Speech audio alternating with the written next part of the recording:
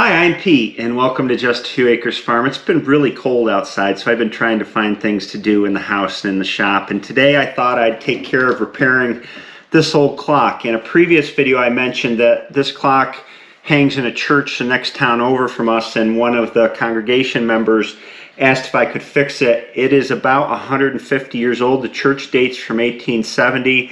This clock is also of that vintage, so one caveat, I'm not a professional clock repairer. I've repaired a lot of clocks. I probably don't do things completely according to what the experts would say, and I've forgotten some of the nomenclature since the days when I used to work on these a lot, which was 7-8 years ago, but I'm going to lead you through the process I use to repair clocks, and we'll get this guy running again. First thing we want to do, of course, is open it up, and I've already had this open, so all the screws are taken out of it. Take that face off. The face needs some work. Here's the movement. It's an Ingraham movement, and previously, according to my research, this movement was made sometime between around 1860 and 1880. It's a time-only movement, which means it only has one mainspring and one train of gears, as opposed to a clock that would have time and chime.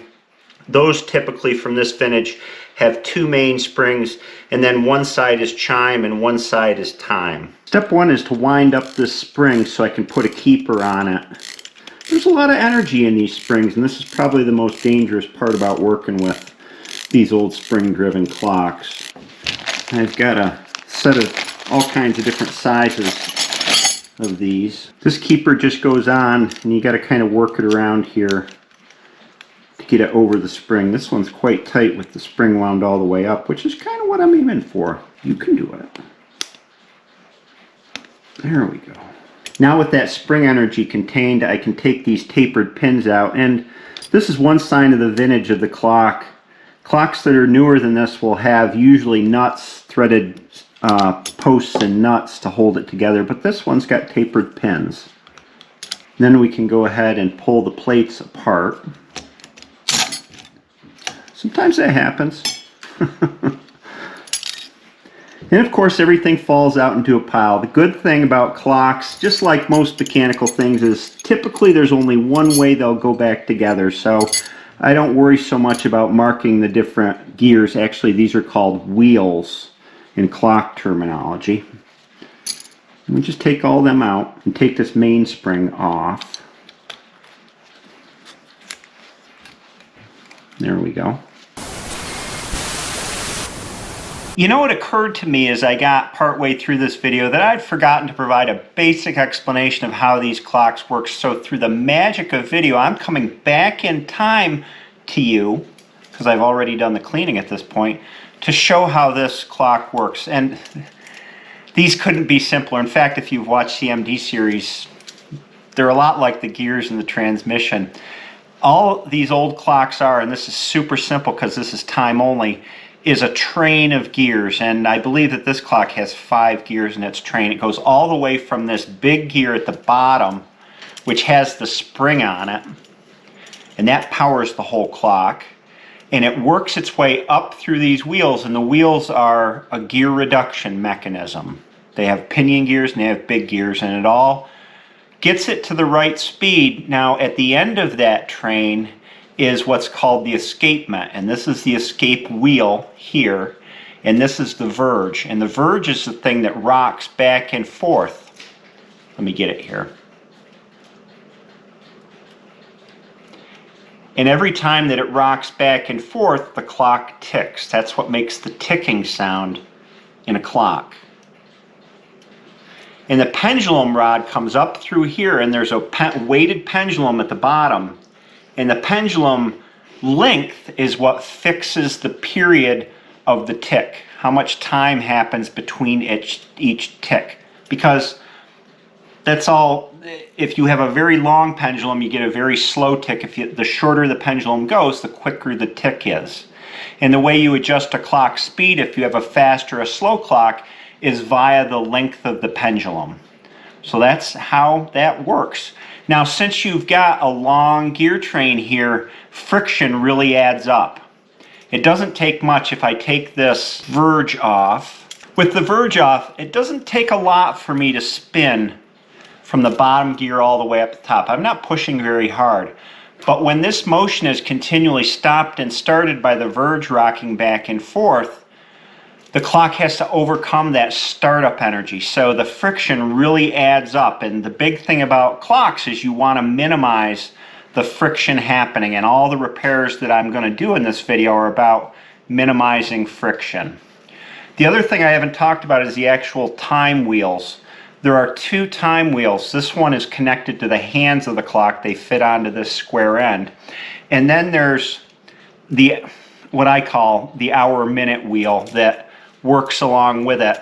And so here you have a shaft within a shaft. The outer shaft is the minute hand, and then this shaft that's behind it is the hour hand, and the hands fit right on here, and the gear reduction between hours and minutes happens right here. It's kind of separate from the gear train because it's driven off of the second gear and kind of goes off on its own to show the time of the clock, while the rest of the train continues up to the escapement. The reason that the escapement's called the escapement is it's where energy escapes the clock. So you've got potential energy stored in this spring that's wound up in here, and that energy is working its way up through the gear train, and as this clock tick-tocks, as the verge goes back and forth, that energy is escaping the clock at that point. Plates are very dirty, and they've got old oil in them. There's the maker's mark. It says E. Ingraham and Company, ampersand Company, Bristol, Connecticut, which is one sign of the clock's age. Gather all this stuff up, put it in a Tupperware, all the pieces. Now there's one other thing I want to take apart here before I go to the next step, and that's I want to take this spring off of this is called the main wheel. And it's just a little ear that fits in there that you have to work loose. There we go. See, there's a little pin there that seats into a slotted hole in the very end of the spring. The next step is to make a cleaning solution for the parts. And I use a homebrew recipe that I found online a long time ago. It seems to work pretty well. It consists of 2 ounces of acetone. Nasty stuff. The order that you mix these is important. The acetone's got to go first. Then 1 ounce of oleic acid, and I use Murphy's oil soap, which is a good container of that. 1 ounce of this stuff. Stir them up. And then 3 ounces of more nasty stuff, ammonia. You can see why I do this in the shop. It's pretty smelly. And finally, 1 quart of water, which is 4 cups. Stir that all up. Boy, it smells good. Must be the Murphy's oil soap. Or maybe it's the acetone. Pour my solution into the ultrasonic cleaner. Hopefully I got enough here. Turn on the heater, then put the parts in. Put the lid on so everything warms up, and turn it on. I finished the first round 5 minutes. I'm pretty conservative with this step. I like to let them clean for a good long time to get as much crud out as possible, and move the parts around every once in a while. Yeah, they got a ways to go. See all that grime in there? Put her back on for another 5 or maybe 10. Sometimes I can speed this along a little bit with a little brush to get some of the gunky gunk out of here. Come out of there, gunk. Alright, let's see how we did. Just take these parts out. They look like they're ready. Cleaning solution's dirty. That's always a good sign. Although this isn't the dirtiest clock I've seen by far. I've done ones that were, I think, sitting in old barns for decades and covered with grime. It looked like somebody poured motor oil over them to try and keep them running. This one's not bad. Next, and directly after pulling them out of the washer, I'm going to rinse them all off, get all of the cleaning residue off of them using hot water. And sometimes while they're still wet, I'll clean a little bit. This is 4/0 steel wool. To just kind of buff this brass up a little bit on the plates. It's gonna look nice and shiny. And then right after we get done with that, we want to make sure that everything gets nice and dry. And using Hillary's hair dryer, I'll do that. And the final cleaning step is to clean out the pivots where the axles of the wheels go into the plates, and just clean any hardened gunk out of there. And I just use a toothpick. Go into all the holes and spin it around. This step, this cleaning step, is by far the most important thing of the whole process. There's something called a Duncan swish, where you take the movement while it's all together, stick it in the ultrasonic cleaner and let it run. But the problem is, you're not going to get all the dirt out from inside all of these little crevices. The only way you can do that is by taking it apart and cleaning it, especially where the wheels and the axles ride in the pivots. You're not going to get that clean unless you take it apart. And the other thing is, once you get it apart, you can inspect every single piece, which is the next step. I've been thinking about how best to show you guys up close detail on this, so I'm bringing you through my lamp with a magnifying lens here so you can see things close up, well lit. So the next step is we want to take a look at all of these pivots here. This is the main wheel that the spring goes on, and look and see how scored and worn they are. Now that one doesn't look too bad. We look at both ends. It can use some polishing. This one's worse. See all that scoring in there on that? The next thing we want to look at is, see these spokes in here? These are called the lantern pinions, and they're fairly unique to American clocks, or used a lot anyway on early American clocks. And it's a pinion because it's a small gear that drives a big gear, and it looks like a lantern. So that's why you call it a lantern pinion. On these we look for wear, and you can see, if you look carefully, where the neighboring gear ran on that pinion. And that wear is marginal. But here's one that I noticed was bad. This has got real wear in the lantern pinion. See, all the spokes have deep grooves in them. So we're going to have to take that apart and replace those spokes. The other thing you look for, one of the other things anyway, is wear on the teeth, and you'll see it mostly on the main wheel that the spring goes on. If you look real closely at that, you can see that the end of the teeth where they ride into the lantern pinion of the next gear have worn, and where that becomes a problem is when you adjust the clearance of each wheel via bushing or rebushing the clock. Sometimes you move the engagement down into these teeth, and then you run into problems with the clock binding. So we'll just have to see how that goes. And of course, we inspect the plates. Now this looked, before I took it apart, like it had been rebushed. See these rings around where the axles go in? They look like bushings, but flipping it over, there's no sign of bushings on the other side except for that one over there. So there's a couple things that could have happened here. Sometimes at the factory when they make this clock, they have a special tool which actually stamps into here, and it makes the brass more dense right around the axle so that it wears more slowly. And that may be the case here. Or sometimes, and I don't think this is the case, a clock repair person has a tool to do this, and they'll stamp down on this to tighten up a hole that's loosened up. These, to me, look factory. So having looked at all the pieces, the next big step is to put it together and see how everything fits, see what's loose in it. But before I do that, I want to clean up the ends of these pivots that were scored so that I get an accurate feel of how loose they ride in these holes in the plate. And to clean up these axles, a professional would use a small lathe and chuck the axle up into the lathe and polish them that way. I don't have one, so I use a drill press. And I have these sanding boards or sanding sticks to use to clean up the pivots at the end of the axles, and they run from the coarse, number 4, all the way to 6/0 here. And we just have some polishing really to do. There's no deep scoring, so I'm going to start kind of in the middle range here, and then you want to work down. And the key really is to remove as little material as possible while still getting a nice polish on them. And then to step down the grits. Just like you're sanding a piece of wood, you always step down grits to from coarse to fine. This takes a while. To do one end at a time. I got that one polished. Now we flip it around, do the other end. and do all the gears, wheels, pivots. This is extremely tedious work, going through all the different grits and making sure everything is nice and polished.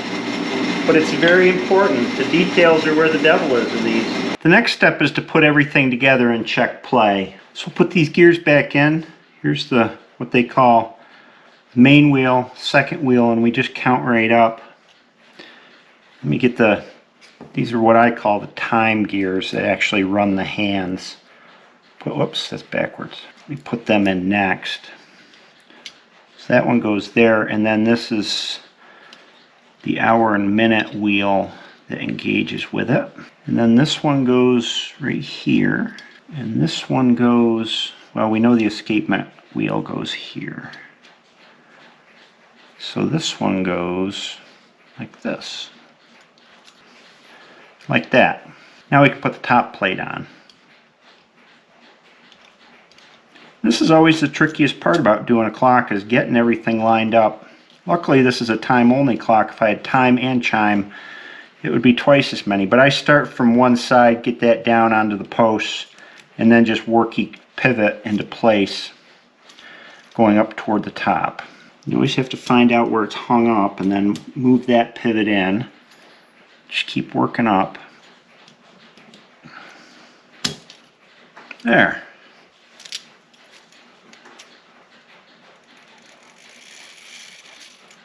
There is so much gear reduction going on through this whole train. 1, 2, 3, 4, 5 gears in that train, and then I've got the 2 time gears that are over to the side here, which are driven off this second wheel here. Now this is the step where we check and see how much play we've got in the movement.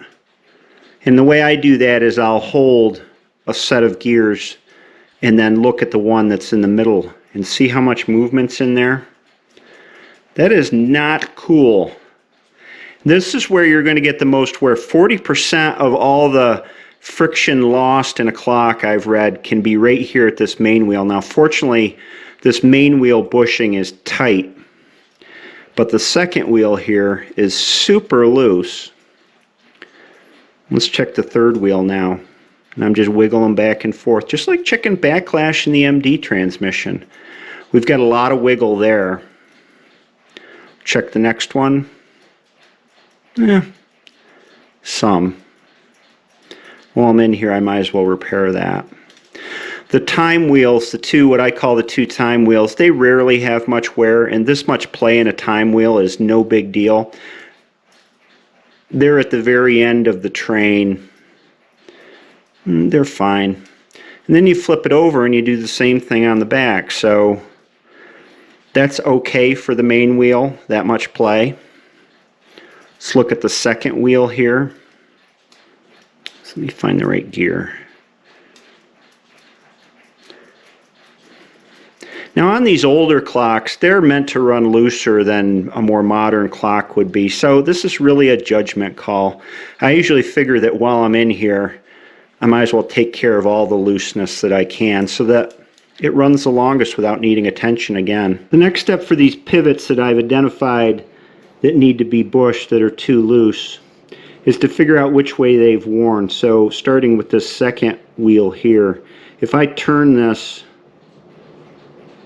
they'll usually wear at a tangent to the gear that they work on. So this is working this way. This gear wants to push it that way. And I just make a little mark here, an arrow, that points to the way that that is worn. I know that hole's worn that way.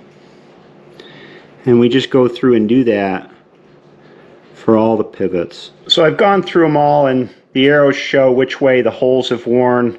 I've got 4 here on the front face of the clock, and then I've got the same 4 on the back face. Typically these will wear at the end of the gear or the wheel that's got the most force on it. So this one's kind of got more force on this end of the axle than this end. So we see more wear here than we will here. And the same applies to any of the gears. Why is this important, getting these holes rounded back up and tighter on the axles? Because the further the axle wanders off where it's supposed to be, the more problems you have with tooth engagement. The teeth don't engage on the wheels and lantern pinions the way that they should anymore because they've been pushed out of their proper plane. That results in more friction, and then you've got a clock that stops. What amazes me about this clock is it's 150 years old, and it doesn't look like it's ever been rebushed. Well, except for one bushing. 150 years, one bushing. It makes me wonder whether it ran for 150 years or whether it sat for a long time because it wouldn't run. I don't know.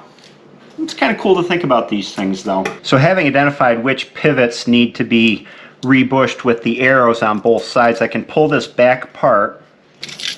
And of course it falls into a jumble. And now we can identify a couple other things that need to be fixed. First thing is this verge, the thing that rocks back and forth on the escapement gear. See where it's sort of polished here? It's actually worn a divot in where the escape gear rides on this, the escape wheel. And then there's a corresponding wear on the other, these are called pallets, each of the pallets. There's where the escape gear's worn a divot on that one. In order to fix that, we sand it very smooth and fine with fine sandpaper to take those divots out of there because they're a possible catch point for that escapement wheel. And the other thing that needs to be repaired is the pins in this lantern gear. See how worn they are?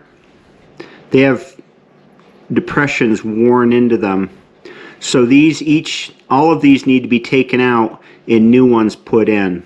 And this seems like a good place to end this video. I've done all the cleaning and assessment, and then in part 2 I'll be putting in the new bushings, fitting the axles into the new bushings or the pivots into the new bushings, getting everything tightened up, fixing that lantern pinion gear, fixing the verge, getting it all back together. I got some work to do on the face. We'll put all that into a part 2. So stay tuned. I hope you have a great day, and I'll see you next time.